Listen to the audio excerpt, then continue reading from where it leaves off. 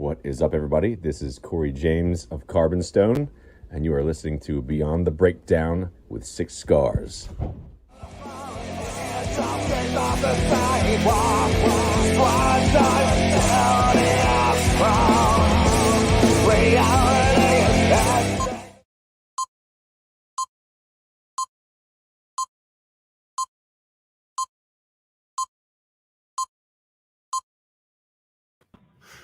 What's up, everybody? You are listening to Beyond the Breakdown with Six Scars. I'm the host, JT, and I am joined tonight by none other than Dead Reckoning. Guys, how you doing tonight? What's up? What is up? Thank you so much for doing this. Like I said before, it means the world to me. So, I mean, we're just going to hit the ground running, man. And firstly, I want to ask you guys how you came about the name Dead Reckoning. Shit. It's a navigational term. Yeah. Neither one of us, but some of the founding members were military at the time they started the band, and it was a land navigation term, and I think it just was a cool band name. Okay. Fair enough. Now I know you two said that you are you said both of you are not in the founding part of it, so I understand. Okay. I was making sure because I knew that it was a veteran-based band, so I wasn't sure exactly how many members it was, though. We have now it's just one veteran in the band, Mike, our guitarist. But when the band was originally formed, they were all active duty soldiers. Oh wow! Now, how did you guys meet? Like, what were the chances of it? We actually all played a show together, I think. Actually, both of us played in other bands that just played a show one night with Dead Reckoning. And like for me, it was about 10 years ago. I was in a band called Catalyst, and we played a local show together, and that's kind of where I met him. And then that band kind of split up, and around the same time, their bassist left. So it just kind of worked. Mine was like 7 years ago. We played the same show together. Mm-hmm. Wow. Okay. I was gonna say I was wondering how long you guys had actually been a band, because I know on Spotify it said for several years, but I don't think it gave a founding date. So I think the band was originally founded in 2012. Okay. I've been in now for about 10 years, or about 9 years. I think Taylor's at what, 6, 7, something like that. Yeah, so I was in Dead Reckoning like 7, 8 years ago, almost. Then I left, and then I've been back for 2 years now. So, what's it been like to come back after the departure and then coming back into the fold? It's been great. Definitely a better mindset than I had back then. I got strung out back then. So now I'm back. Clean as fuck. Hell yeah, man. That's awesome to hear, dude. Congratulations on that. Appreciate it. So what was kind of the evolution of the sound for Dead Reckoning over the last decade or so? Has it always kind of been consistent, or has it grown? You can say it's grown. When I first joined the band, there was actually 2 guitarists in the band. And then when the second guitarist quit, and Mike and I kind of had to change the way I played bass and he played guitar to compensate for, only having one guitar. I think that's kind of where the sound was born. And then we just kind of evolved from there. We just kind of decided, okay, we can do this as a 4-piece, 1 guitar, 1 bass, drums, vocals. Let's see what we can do in that construct, and that's kind of, it's all evolved from that. Have you ever thought about going back to the 2 guitarist method, or is it just it's you? I think at one point we were debating it, and then it was like, nah. Yeah, we had to realize that it's just we think it'll take away from our sound. We think that only having 1 guitar is become a big part of our sound. So now at this point, it's kind of like adding a second guitar back in. It's just, I don't know. I mean, you never know what could happen in the future, but I know right now there's no plans for anything like that. Well, I mean, you guys definitely use the space that you have on the recordings. So to me, it honestly didn't sound like just one guitar. Like it's massive sounding. Oh yeah. Um, And we try to do that live as well. yeah, I wish I could have seen you guys live. I think I was supposed to go to not this last year's Blue Ridge because that is what it was. But the one before that, I think you guys were playing at, and I was so disappointed I didn't get to catch you guys. Maybe I don't remember. I know I was at the year before that. Okay. I think it was the year that the video between you guys and Alex Terrible got posted. Oh yeah. Yeah, that was just you hanging out. Oh, okay. Was it just okay? My bad. So I mean, we did play Blue Ridge. I don't remember. It was, I don't know, 3, 4, maybe 5 years ago now. It was when it was still fairly new. But I think that the video you're talking about, I think Taylor was just kind of there hanging out. Oh, I gotcha. Well, what are some of your all's inspirations? Like, what made you get into music? Country music made me get into music. Really? Yeah. How did it find you, or how did you find it? My granddad and everyone around me just, was always blasting music. So I kind of eating that shit up.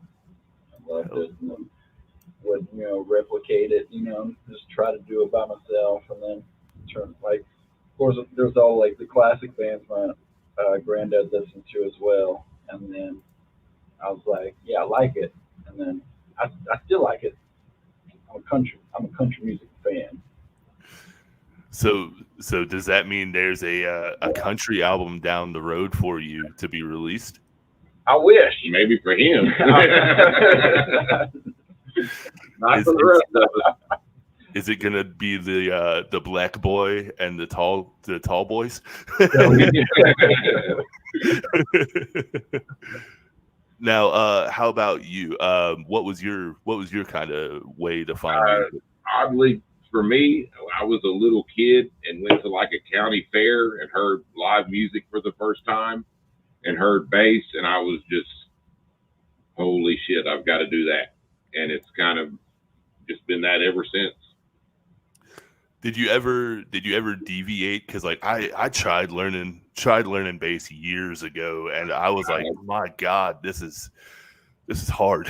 I've never played anything else. I might be the world's only bassist that I don't play anything but bass. I mean, I can tinker around on other stuff, but I've never had any interest at all in anything other than bass. Oh, wow. Now, how about you, Taylor? Do you do anything outside of vocals that you like to fiddle around on? I can, but I don't. I got you. I just like to yell at people, man. Dude, same as amateur vocalist. I find it to be very cathartic to just yell at people. It's like you're locked in a room for about an hour, and I got you, and you're just gonna hear every bit of emotion that I can give to you. Exactly. So, I know you all have the new album coming out, Red. It is your second full-length album. If anything, can you tell me what it's going to be a little bit about?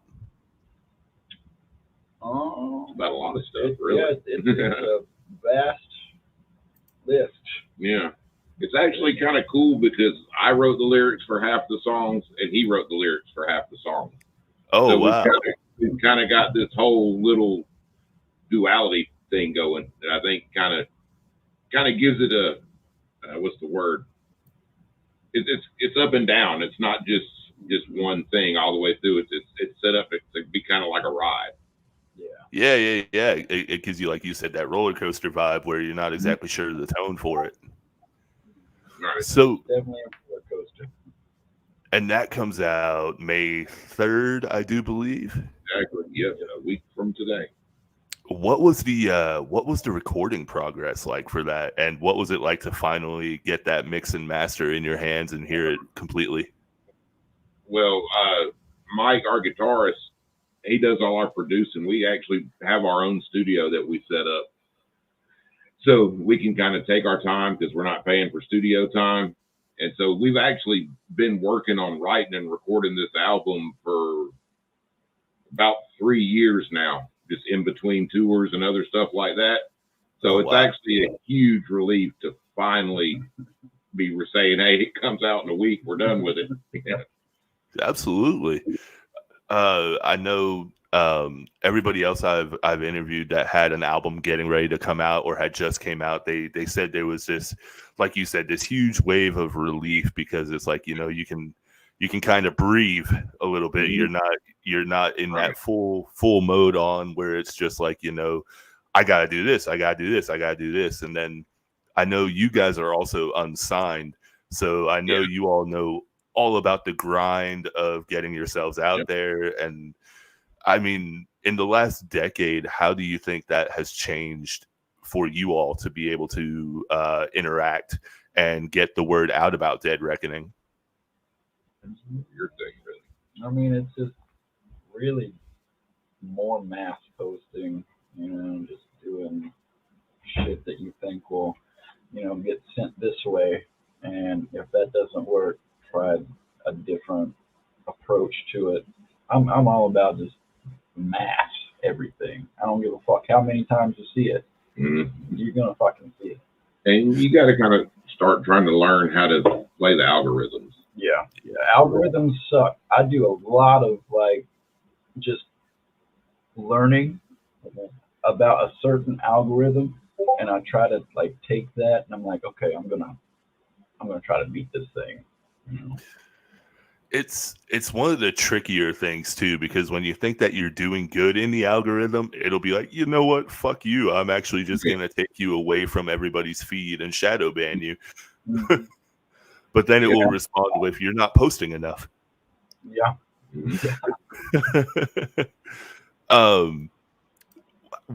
What was it like to do Rise of the Fallen? That was your first full-length studio album. And how would you say your sound and you as individuals have evolved since that? Oh, it's worlds different. It's like now we kind of actually know what we're doing. With Rise of the Fallen, it was just kind of throwing shit at the wall to see what sticks, kind of learning as we go. As on the recording aspect too, I think we re-recorded that album 4 or 5 times because we'd have it recorded, then we'd learn something we did wrong in the recording process and have to go back and do it again. Then you know, so it was a huge learning experience. So I think now we can approach things from a much more knowledgeable standpoint. We're not stabbing in the dark anymore. We can actually make a plan and go with it. Absolutely. Now, for both of you, what was your favorite track off of that album? Rise. Mine is probably Decimation or SDF. And mine's always been The Cage. The Cage? Oh, yeah, man. Something about writing that was it was just cathartic for me for some reason. It was just something about it, it was almost therapeutic. What was where you said the writing experience for it? Were you handling the lyrics on that one? On the Rise of the Fallen album, I wrote all the lyrics.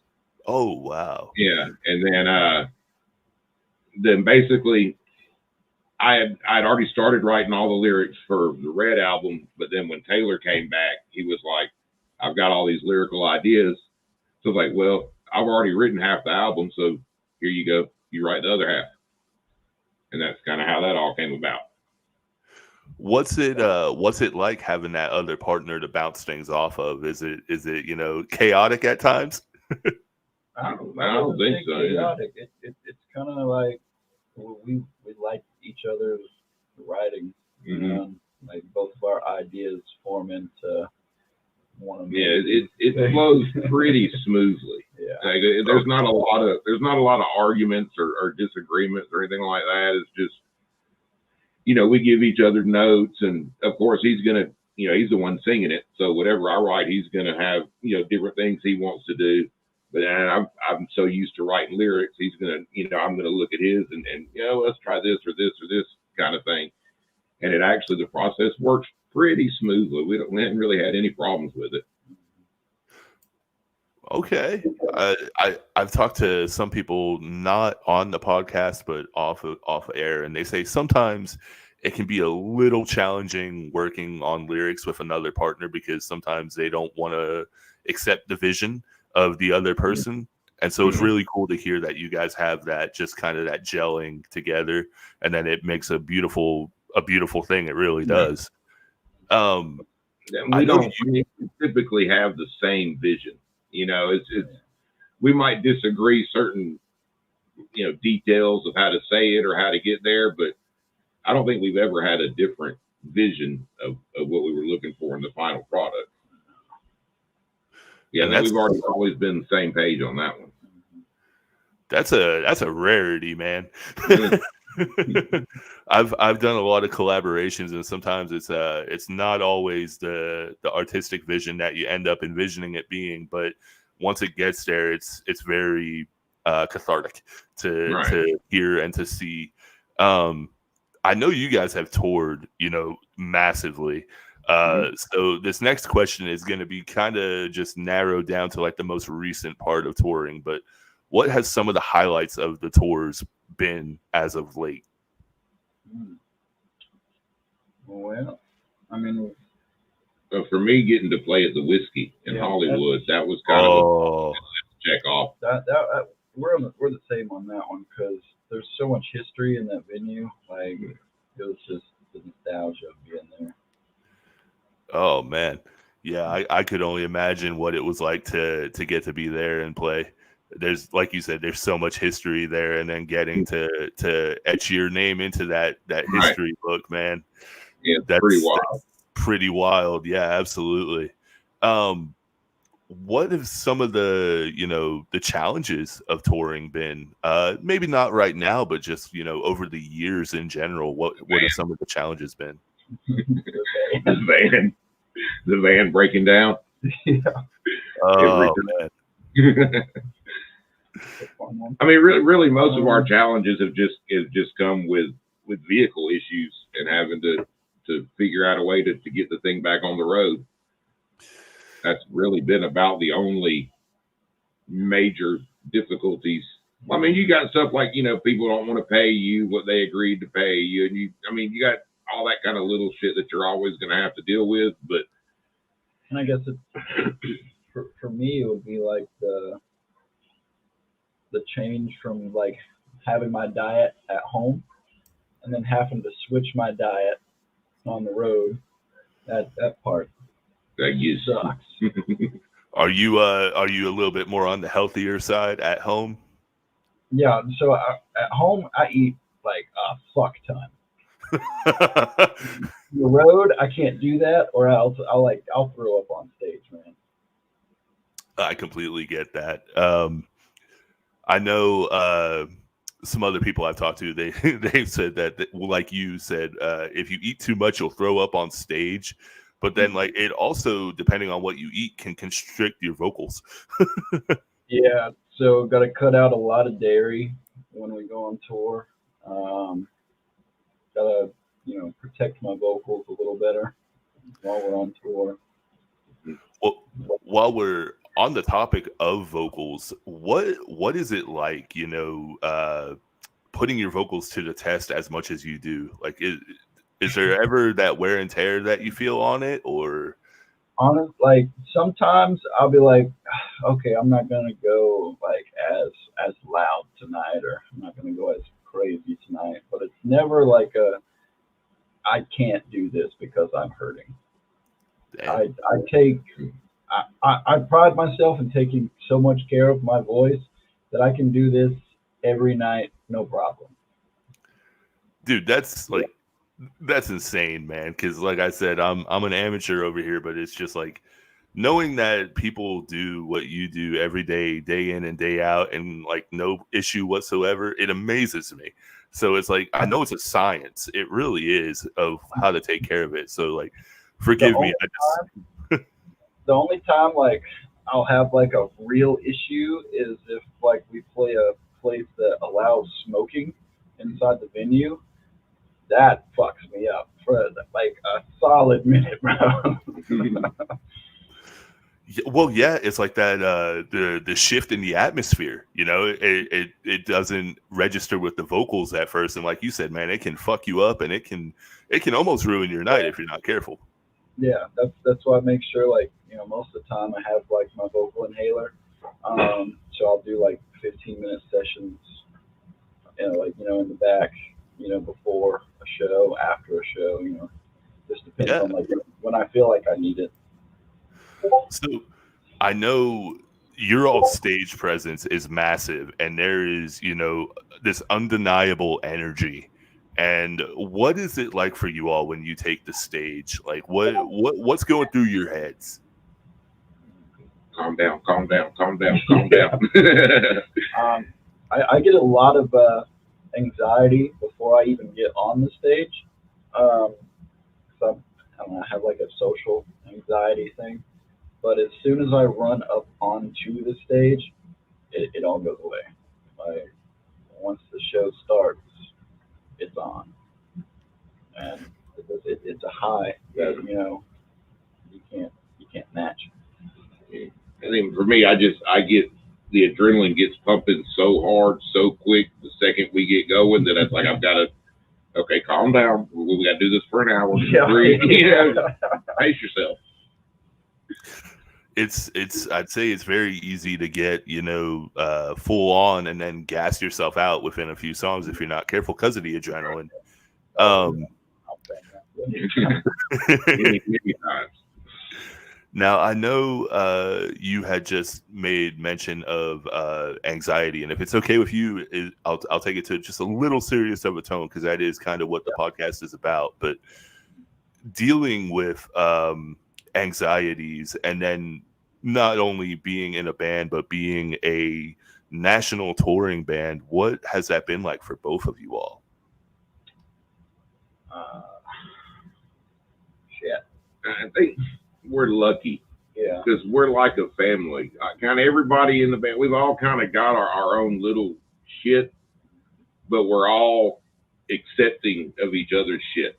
So it's like, yeah, we got to deal with that, but that's him. He's got to deal with this. That's me. And we got to, it's just, we kind of just look at it as we've all got our little shit, and we've all got to deal with each other's, just like they got to deal with ours.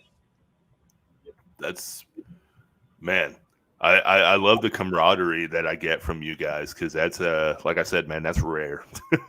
to be able to play with each other's demons basically is well, we really are a family. I mean, it's we sometimes we see each other more than we do our own families. It's we all sleep in the same place every night for months at a time. We're all we're all working together towards one common goal. So it's everything else just kind of fades away, really. I know Taylor, you had said that when you go up on stage, everything just kind of melts away, and it's like, do you become that character in your head and then just let everything wash over you? Pretty much. That's the only time in my life really that I don't have anxiety.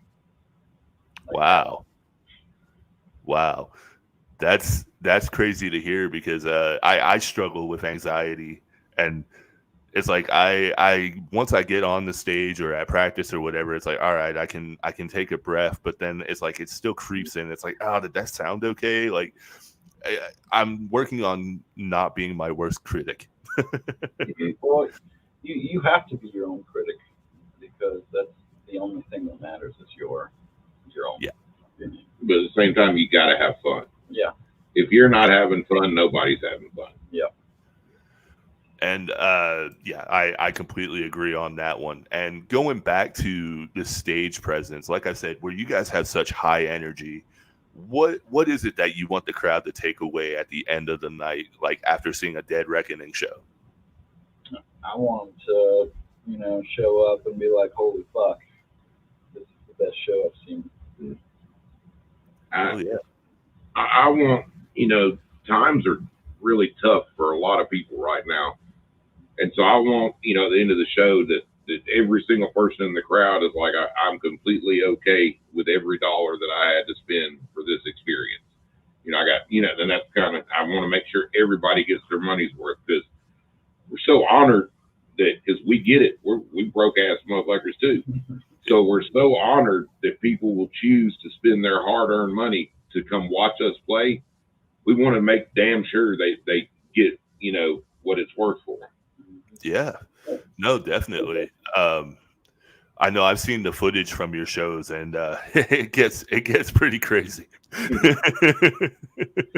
Don't get crazy. I know. Are you all currently? Wow, word vomit. My apologies. In case you can't tell, I have been. I'll be in all transparency. I have been honest, or I have been nervous as all hell about this episode because I was like, you all are the actual, like, the biggest ones that I've had on this so far as fan base and everything else. And it's like, I really don't want to fuck this up. Oh, dude, man. Fuck this up, But no, being part of the metal scene, obviously for several years with you all, how have you seen it evolve? And what do you think of the way that it is currently? I'm 50-50 on that. Yeah. I mean, we've seen a lot of better quality bands coming up, but we've also seen a great decline in bands supporting each other, like in their own scenes and stuff like that. So it's like, while you get the uptick, it's like you're getting some better music. I think like some of the, there's some people are doing some more original stuff where for a while everything was kind of sounding the same. But it's like at the same time you have the downfall of that, like you go in a local scene and there's none of the bands in the local scene support each other. So we come through as a national band, and then we're at this show where like none of the bands on the bill with us like each other, or so it's kind of weird. It didn't used to be like, it used to be everybody got along, in the scene. Everybody worked together to try to make the show as the best it could be. And now it seems like a lot of people just have I'm going to play my set and I don't give a shit about anything else kind of attitude. Do you think that has to do with like the rise of, the streams and the followers and everything else? Like it's turned into a huge competition. It's a blood sport, which I mean, yeah. But it's always kind of been that way. It's was just measured in something different before. Now it's measured more in like social media numbers, where in the past it may have been measured with, ticket sales or so it's kind of always been that way. I think it's just more, it's just kind of like our whole culture has become about conflict. Yeah. So it's almost like people think they have to have a conflict with someone. It's almost mandatory to some people. It's kind of weird if you think about it, but it's like everybody thinks they have to have an enemy to exist. Yeah. Yeah. Or for clout. Yeah. Which is a weird thing I've seen a lot really as well. It's like, oh, I got beef with this band, so like, let's try and blacklist them. And I'm like, man, what are you guys doing? Like, with the rise of streams and everything else, what is your all's opinion on it? Are you for it? Are you against it?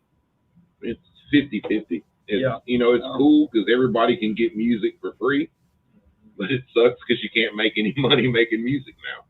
Yeah. So it's like, it's cool, but it's the other downfall of it is like it really is like oversaturated. Yeah. Because you have thousands of bands just posting every single day, and like it kind of hides everybody, even the bands that are like getting, a lot of stuff gets lost in the shuffle. Yeah. You're not kidding. I think the greatest thing about social media is that it can give everybody a voice. So especially like with musicians, it gives everybody a voice. But the worst thing about social media is it gives everybody a voice. Yeah, exactly. Yeah. So I always like to get my my guests' opinions on things like that, because I am partially from the generation of streaming, but I also remember when, you know, CDs and tapes were the huge thing that you had to sell, and that was how you got known. And it's like, man, the way the culture of music has shifted so much, it's almost frightening. Like, you know, I listened to there was an old 30 Seconds to Mars documentary where they were talking about their war with the record label. It's like your entire life can be bought for a cup of coffee on that album. And it's like, damn, man, that's unfortunately true. It really is. Yeah. Going into a little bit more of a upbeat one. Sorry about that, guys. How important is it for your sake and as the band to have that engagement with the fans and the interaction that you all have? Crucial. Yeah. It's everything. You kind of, you're trying to make like a whole family. Mm-hmm. We based ourselves off of like being the Dead Army. Yeah. And I mean, without the Dead Army, we're just four guys playing songs. I mean, it's, you know, it's that the fans is what makes us a band, really. You know, without them, we're just, I mean, we're nothing. Yeah, I absolutely agree. I apologize about the train. You might have heard it in the background. So I know we are also coming up on, I believe, is it the Total Death Fest that you guys are playing? Is that May the 10th, if I remember correctly? That's the third. The third. The third. So same day the album release. Yeah. Oh, damn. Okay. Yeah, we're kind of using it as like a kind of a release party. Are you guys for the excited album. for it? Oh yeah. Oh yeah, Yeah. I am ready to be back on stage.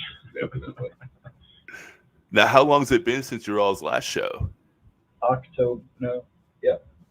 Carnifex was the last one, wasn't it? When was that? Well, technically, Like into October last year, yeah. October. around Halloween last year. No shit, really? Yeah, It's been that we long? had to shut it all down so we could get the album finished. There was just no way we were ever going to get the album finished and recorded and out if we didn't.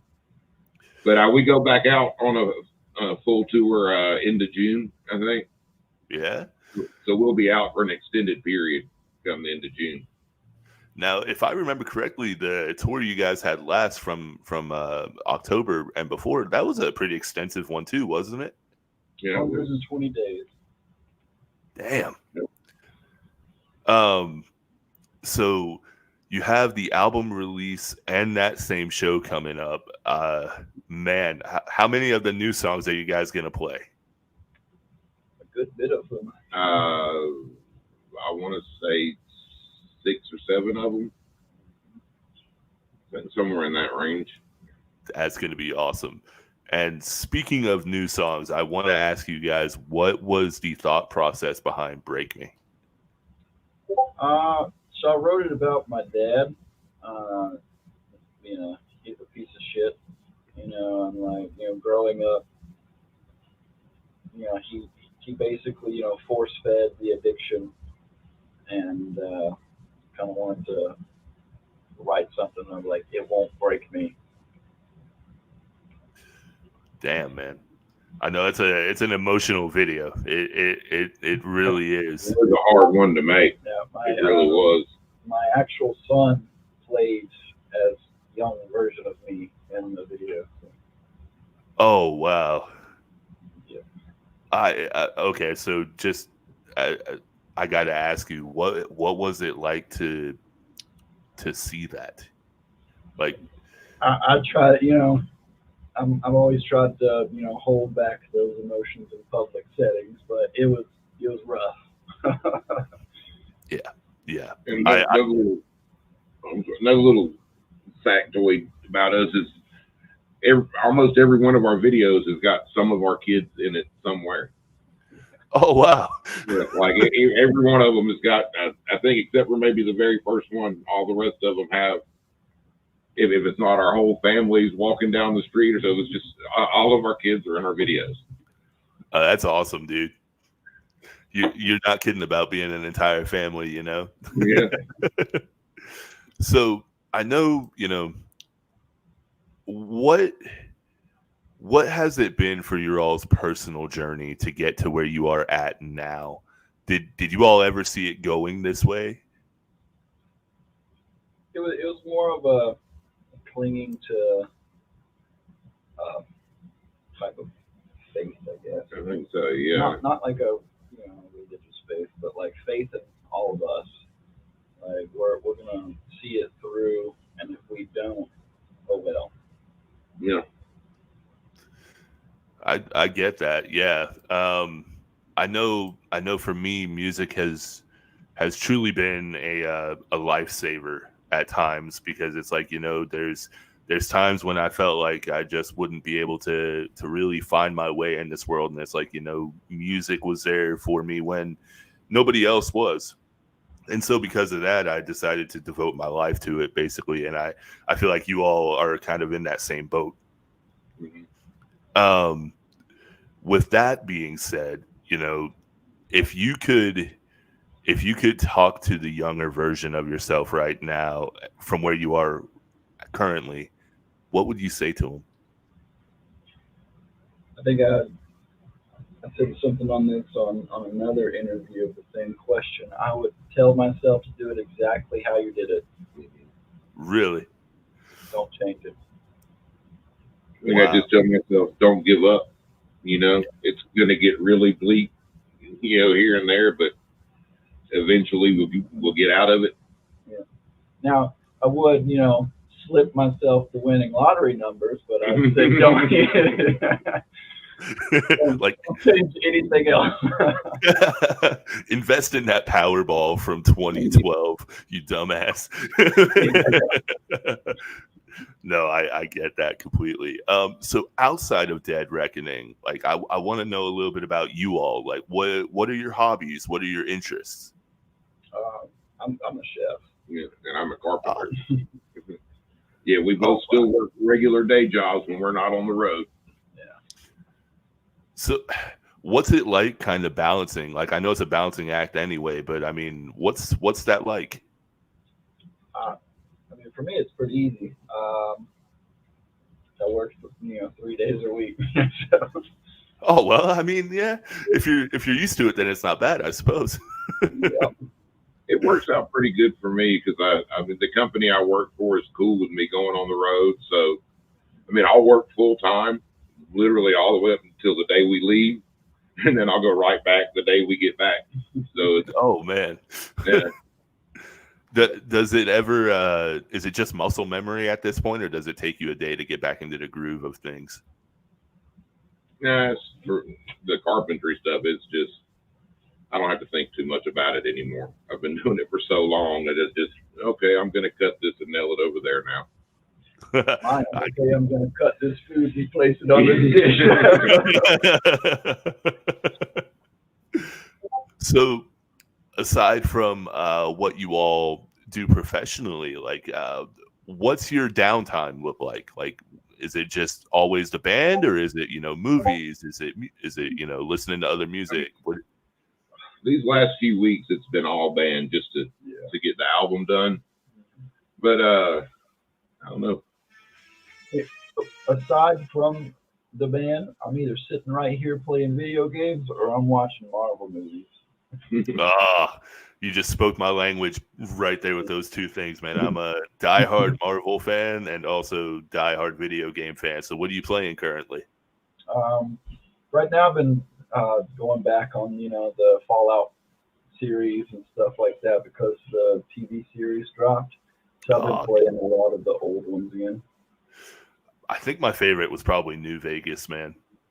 Yeah, that is the best one as of options to really play it out. Yeah.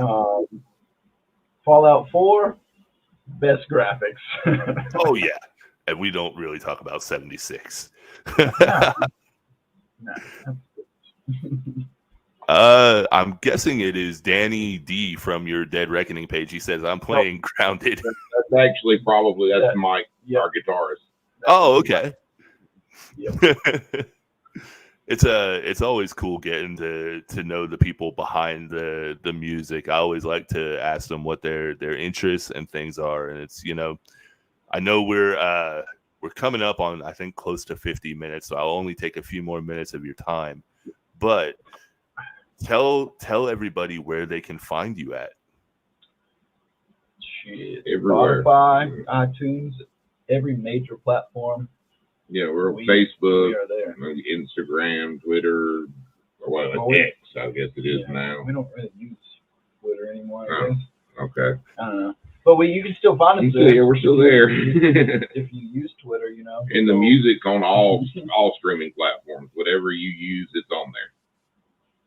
And also there is a current pre-order for the album on your all's official Bandcamp, which I will put in the comments after this stream goes off air. And I think that is available until the 3rd.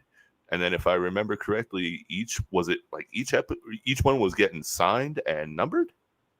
Yeah, I think each pre-order is going to be signed and numbered. Yeah. Damn, you all are going to be busy.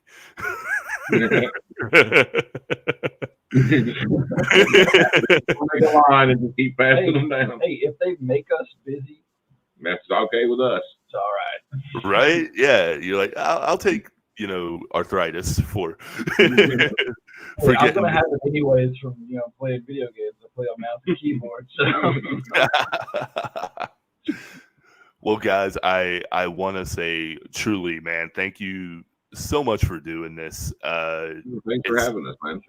Yeah, and I mean, if you guys are ever interested in coming back, just let me know. This has been a blast. Like I said, I was nervous beyond belief because I was like, oh man, they've probably dealt with so many other people, and I'm just like, oh, what do I do to stand out? What do I do? Like, and it's like, you guys are so down to earth. A good time. Yeah. We like to just chill. That's what I do, man. I honestly do, and it's like, there's that professional aspect of me, but like, because it is a professional based podcast with music and all that, but it's like, I love getting to know people, man. That's who I am. Like, I love getting to know your all stories and then seeing how it can correlate to mine and other people's. Especially as like a mental health advocate, I always try and look to see what I can get from a guest that would be an insight, you know? And it's like, with you all, with your anxieties, I know for me that really resonated. And it's like, oh wow, even somebody as big as where you all have gotten to, like, you're still you still have that. And it's, I don't want to say reassuring because that sounds kind of mean and demeaning, but you know what I mean. It's like, It's nice to know I'm not the only one, which I know I'm not, but you know, our minds can tell us that at times. It's like, well, everybody else can do it. Why the fuck can't you just get up there and do it? Yeah. I still get anxiety when we play to small crowds. Yeah. Okay, well, because you can see everybody. Yeah. I was gonna say, like, that brings up a interesting topic if you guys are for it. So, like, what's it like playing to a smaller crowd versus that larger crowd? Like, obviously, it's more intimate, and you can see everybody. But do you prefer the mass crowds? Prefer, yes, but on the other standpoint of, it is more intimate when we do have those smaller crowds. Like, it's nice having both, really. Yeah. It's nice having, you know, some nights it's big and some nights you got a smaller, more. It's kind of cool having both, you know. Still, it lets me, you know, pinpoint, you know, more people to give my on stage attention to when we're up there and make them really feel a part of the show. Yeah, I completely agree. I know for me as a concert goer, there's something to be said about that intimate setting where it's just kind of feels like you and the artist up on stage that are performing. It's almost like, oh, they're not performing just for everybody here. Like it feels like they're performing for me because it's just that intimate. And I don't think that you can discount that feeling either. Like that's something I think that, you know, I've talked to other people and they say as an artist or as a musician or whatever they do, that feeling can't be matched even compared to like a larger crowd, whereas it's just more energetic and massive. But Yeah. I mean, you know, I'm all for every kind of crowd because it means that you guys are getting the support. Yeah. And we don't really switch up our show. Like we play the same show for the smaller crowds as we play for the big crowds. Everybody Yeah, gets whether it's one or 1,000 in front of us, it's going to be the same show. That's awesome too, because it's a very important thing that, you know, it's consistent. It's consistent with the crowds because you don't want them to go to a concert and then tell somebody, oh, well, they were kind of, you know, like shitty because they had a smaller crowd, but then when they had a big crowd, like they really brought the, you know, the thunder, and it's like that's kind of like we want to bring the thunder every night, not just when we feel like it. I mean, you can bring the thunder to the thousands, but that thunder is going to hit one person a little harder. So I'll keep you for a few more minutes, and we'll just do some rapid fire fun questions if that's all right with you guys. All right. Cool. All right. So, favorite food? Hot dogs. Steak. Oh, what way? What way do you like your steak? Medium rare. Medium rare. Ooh, okay. Is that for both of you all? Yeah, there's no other way except for blue rare. Damn. All right. That's some controversial right there. No, I'm messing with you. Favorite movie? Fuck. Currently.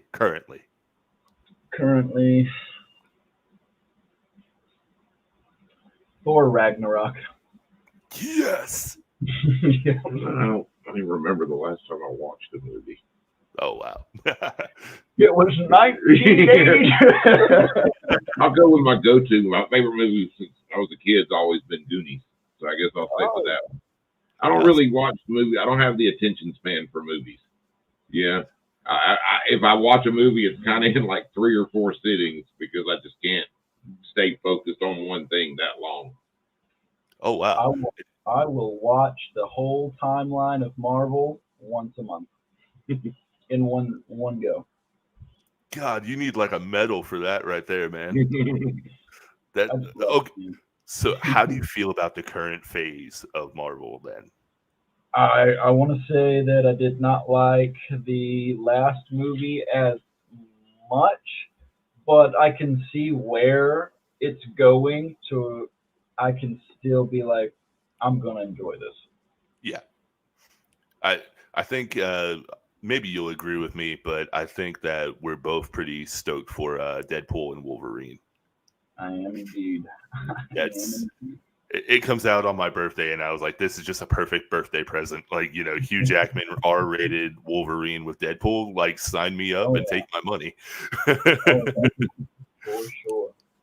So, I know we've already done movies and music. Favorite place to be outside of the stage?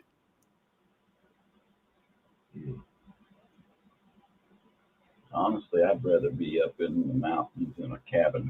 Yeah, I was thinking somewhere in the middle of nowhere. Yeah. In the woods.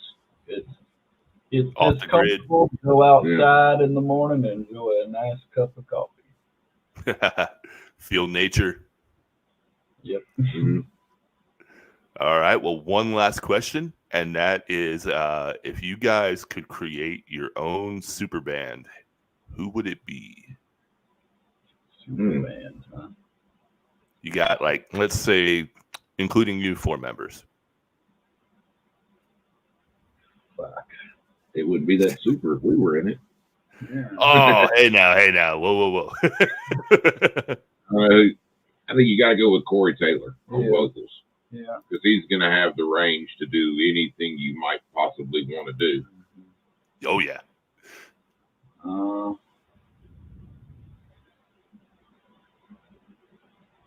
That's a hard one. I've never thought about that before. Yes. To be honest, I don't really pay attention to too many drummer people to even know who to pick for drums. Oh, you got to go Adler, I think. Maybe. Yeah, I can't think of a better one than Adler.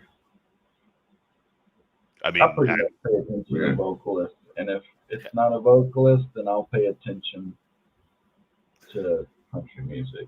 And super band, it's just going to be singers, man. You're gonna have an acapella super band. An acapella super band, man. Well, okay. So as we're wrapping up, I just want to say thank you again, guys. This has been so much fun. I truly can't wait to see what is next for you guys. You have the Total Death Fest, and then you are ramping up for another tour, along with the album release on May 3rd that everybody will be able to pre-order currently. And it is also going to be available worldwide on all the streaming platforms. Worldwide. And worldwide. Prestige worldwide. Wide. Don't get me started on that, man. We'll be here for another hour just quoting it. But no, thank you so much for this. And thank you for going beyond the breakdown with Six Scars tonight. How you guys feeling? Amazing. Feeling great. Hell yeah, dude. Well, guys, I will let you go. Thank you so much for your time. And you all have thank you, truly. You all have a wonderful night, and I will catch you on the next one, hopefully. Hell yeah, man. Rock on, guys. See you. See ya. Wow. What can I say? That was Dead Reckoning. I was nervous as all hell with that one. Not even gonna lie. That was really cool because I got to pick the brain of Taylor, and I got to experience what it would be like to not only be a vocalist, but to have that touring band aspect. And it was just so cool to actually get to talk to both of them about their journeys and how everything has really just lined up for them, and how they wouldn't change anything about their journey so far. As we wrap this up, I did want to make mention, you can now contribute to the BTB pod with the Cash App. The Cash App is JT Christine, and every contribution, $15 or over, gets you a free Six Scars CD. If you want it signed, well, you can give me a little bit of time because these things are shipped out.